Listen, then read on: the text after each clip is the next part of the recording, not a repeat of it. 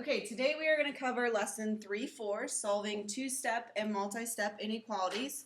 Make sure you copy down your target onto your note guide. These are not going to be any different than solving the inequalities from yesterday, except that they may have more than one step. You've done equations like this all the time, so it should be a review for you guys. Pause the video to also complete your warm-up puzzle.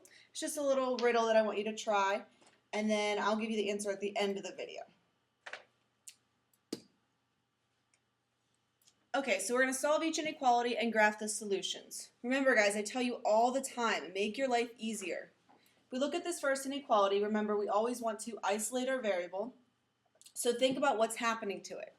You could make these fractions, but we don't really like working with fractions. So what can you do to undo dividing by 3? Multiply both sides by 3. That's going to make this go away, and now we don't have a fraction anymore. So you have 1 minus 2n is greater than or equal to 21. Undo order of operations. So we need to undo this 1. I cannot tell you how many times I see if you have a 1 minus, we think that we need to subtract 1 because you think that this negative goes with the 1 right here. Guys, watch it. Put a little sign in front of this 1. Right now this 1 is positive, so I'm going to subtract 1 from both sides. This negative sign goes with the 2n. So I subtract 1 from both sides, I pull down the negative 2n, that's greater than or equal to 20. You're dividing both sides by negative 2 to isolate the variable. Remember, when you divide by a negative, we automatically flip that sign. Just like I said last time, I like to flip it first, then go do the math, just in case you would forget to flip the sign. So you have n is less than or equal to negative 10. We're going to graph the solution. Remember, a minimum of 3 numbers on your number line. You should try to do 1 on each side.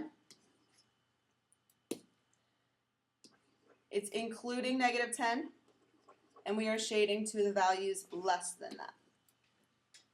We can show a quick check if we want. It doesn't require it here, but remember, if you have time, you should always show your check step. So 1 minus 2 times negative 10 over 3, we want to see, is that greater than or equal to 7? 1 negative and a negative makes a positive, so 1 plus 20 over 3 is greater than or equal to 7. 7 is greater than or equal to 7. On the next inequality, again, isolate your variable, get x by itself. If you wanted to, you could distribute this negative 3. But we don't really need to do that, okay? That's one way you can do it, that's absolutely fine. But if we want to get x by itself, and x already has a coefficient of 1, then let's just get rid of this negative 3. Right now it's being multiplied. Let's undo that by dividing. As soon as you divide by a negative, flip that sign. Now I have 3 minus x, and I have 4 squared over a negative 3 on the right. Let's simplify that. I'm going to change this color so you guys can see it a little bit better. 4 squared is a 16, 16 over negative 3 on the right and 3 minus x on the left. Again, it might help to put a little sign in front of this 3. What kind of 3 do you have here? It's a positive, so I'm going to subtract 3 from both sides. Negative x is greater than or equal to 16 over negative 3 minus 3. Guys, how do you add and subtract fractions? You need to make sure you get a common denominator. So let's take this 3 and multiply it by something equivalent to 1. That'll get a denominator of 3. Right now this is 3 over 1, so if we multiply it by 3 over 3, we would now have a denominator of 3 and a numerator of 9. There's your like denominators.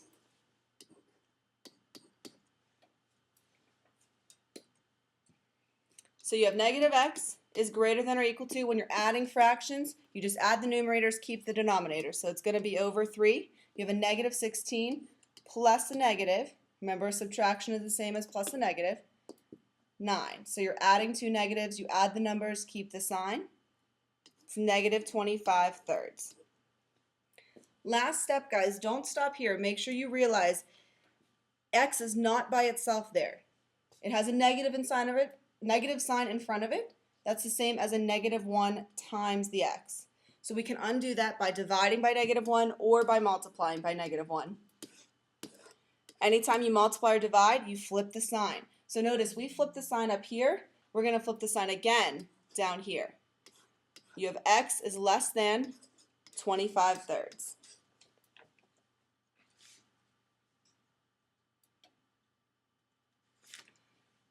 We can graph this number on a number line. I'm going to do it over here. 25/3 falls in between which integers? Think about it. 3 fits into 25 how many times? 8 whole times, and then you have 1 remainder, so it's 8 1/3. You might want to do 8, 8 1/3, 8 2/3, 9. Okay, show that on your number line so that you know exactly where the point is. If you were to graph it just between 8 and 9, how would I know if that is 8 1/3 or 8 1/4 or 8 1/5? So make sure if you want 8 1/3 on your number line, you put it on there specifically. We are not including 8 1/3, so it's going to be an open circle, and we're going to the numbers less than that value.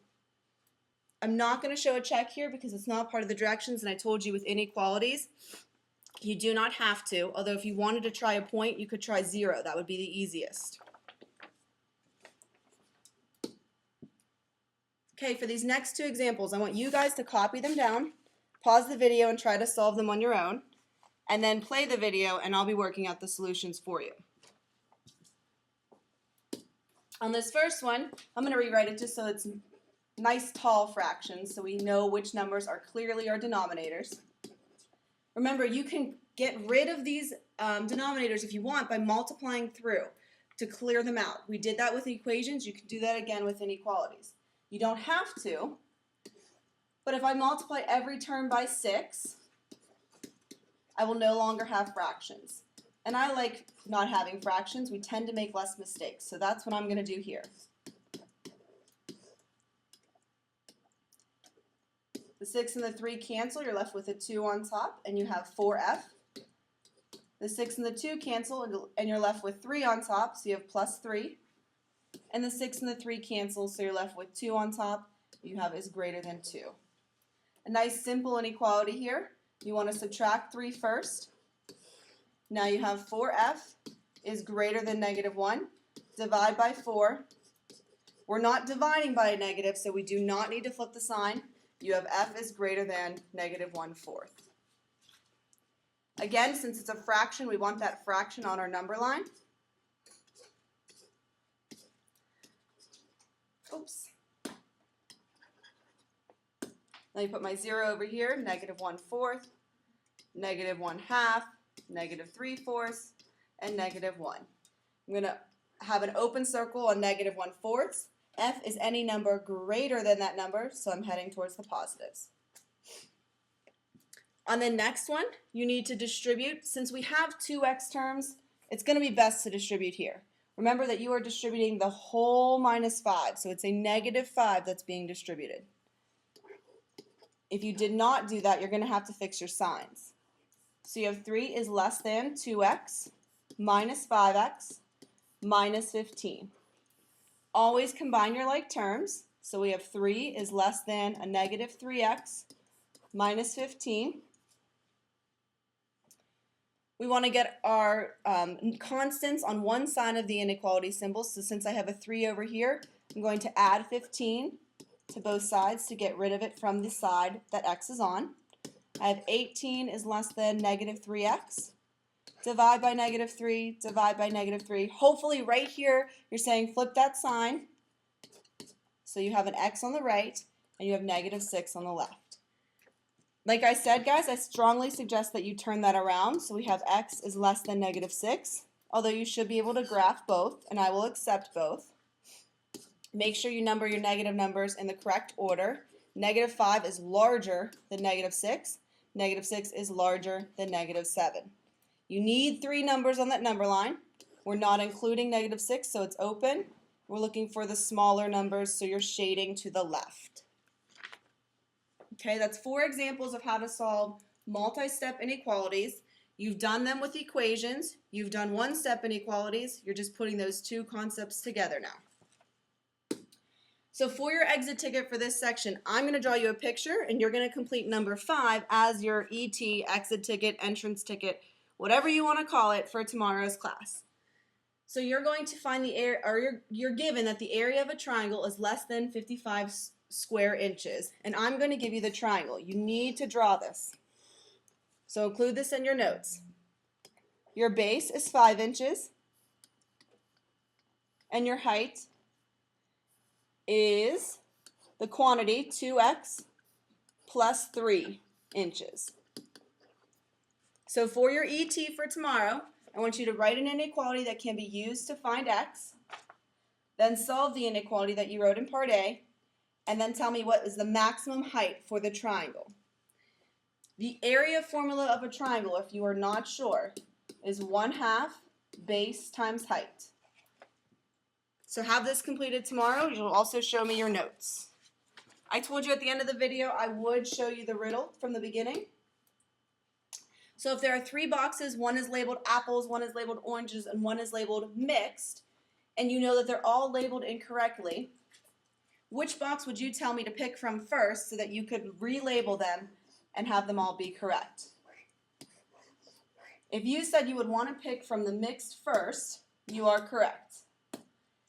So if the box is labeled mix, you have 2 chances of it happening. It's either all apples or it's all oranges, because it has to be labeled incorrectly.